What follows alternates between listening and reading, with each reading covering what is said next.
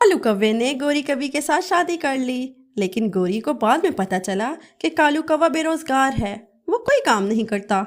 गोरी कवि कालू कौवे को छोड़कर अपने घर वापस चली गई। जब गोरी के घर वालों को पता लगा कि कालू कौवे ने उनकी बेटी के साथ धोखा किया है, तो उन्होंने गुंडे से कालू कौवे की बहुत पिटाई करवाई। मार खाने की वजह से बेचारा कालू अब चल फिर नहीं सकता था। मौसी को पता चला कि परिंदे कालू कौवे को मार रहे हैं, तो मौसी ने अकेले ही उन परिंदों का सामना किया। मौसी की वजह से कालू कौवे की जान बच गई। आपका बहुत बहुत शुक्रिया मौसी, अगर आप ना होती तो आज मेरी जान ना बचती। मौसी ने कालू का बहुत अच्छे से ख्याल रखा। अब कालू कौवा आहिस्ता आहिस्ता ठीक होने लगा। कुछ दिन ऐसे ही गुजर गए। गोरी कवि की माँ उसे कालू कौवे के पास वापस जाने का कहती है। गोरी कवि कालू कौवे के पास आ जाती है। कालू अपने घोंसले में लेटा आराम कर रहा था। उसने जैसे ही कवि को आते देखा तो वो बहुत खुश हो गया। अरे गोरी, तुम आ गई, मुझे पता था तुम जरूर आओगी। गोरी ने रात का खाना बनाया तो दोनों ने खाना खाया और सो गए। कुछ दिन ऐसे ही गुजर गए और गोरी कवि ने एक अंडा दिया। वो बहुत गरीब थे। कालू ने वो अंडा उठाया और बाहर चला गया। उसे एक आइडिया आया। उसने वो अंडा रानी चिड़िया के घोंसले में रख दिया। उसे ये करते हुए कोई देख ना ले, उससे पहले वो वहाँ से चला गया। रानी चिड़िया अपने घोंसले में वापस आ जाती है। अरे ये क्या, ये दूसरा अंडा कहाँ से आया? तब ही वहाँ कबूतर आ जाता है। ये ना जाने दूसरा अंडा कहाँ से आ गया है।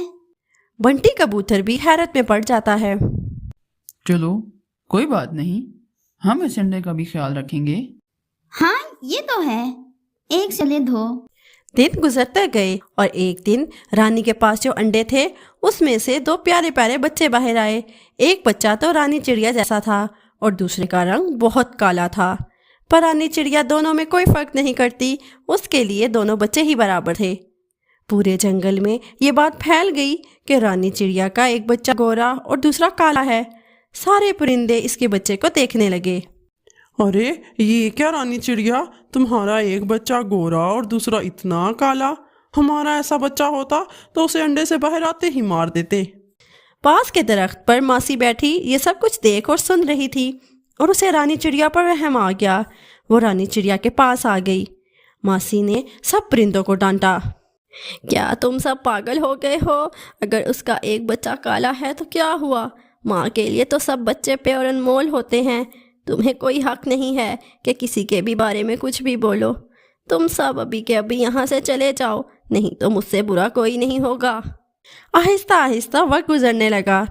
पहले तो रानी चिड़िया को दोनों बच्चों में कोई फ़र्क नहीं लगता था, लेकिन जैसे जैसे वो बड़ा होता गया तो उसे पता लग गया कि वो कौवे का बच्चा था। लेकिन फिर भी उसने उन दोनों में कोई फ़र्क नहीं किया। आहिस्ता आहिस्ता हर जगह ये बात फैल गई कि वो कौवे का बच्चा है। कालू ने गोरी से ये बात छुपाई थी कि उसके इस अंडे को रानी चिड़िया के घोंसले में रख दिया था। कालू जी, तुमने इस अंडे को रानी चिड़िया के घोंसले में तो नहीं रख दिया था? हाँ गोरी, मैंने उसे रानी चिड़िया के घोंसले में ही रख दिया था। गोरी कवि ये बात सुनकर फौरन वहाँ से उड़ जाती है और रानी चिड़िया के पास चली जाती है।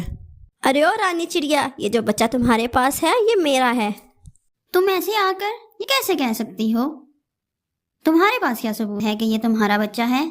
दोनों में झगड़ा शुरू हो जाता है कि कालू कौवा भी उसके पीछे पीछे वहाँ आ जाता है। अरे गोरी, तुम ये सब क्या कही हो? चलो वापस चलो।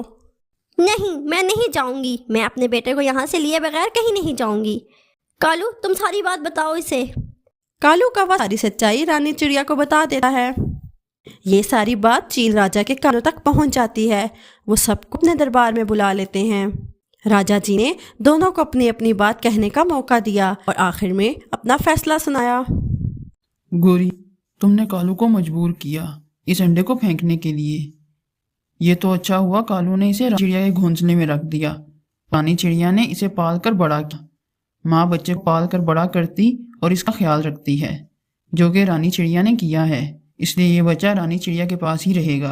और राजा ने गोरी को बच्चा ना संभालने पर सजा भी दी।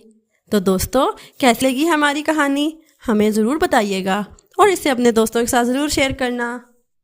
मज़ीद अच्छी अच्छी स्टोरीज़ के लिए हमारे चैनल को सब्सक्राइब कर दें और साथ दिए गए बेल आइकन को भी प्रेस कर दें تاکہ ہماری آنے والی ہر نئی اسٹوری آپ تک سب سے پہلے پہنچ سکے، اور ساتھ ہی ساتھ ہماری ویڈیوز کو لائک اور اپنے فرینڈز اور فیملی کے ساتھ شیئر کر دیں۔ Thanks for watching.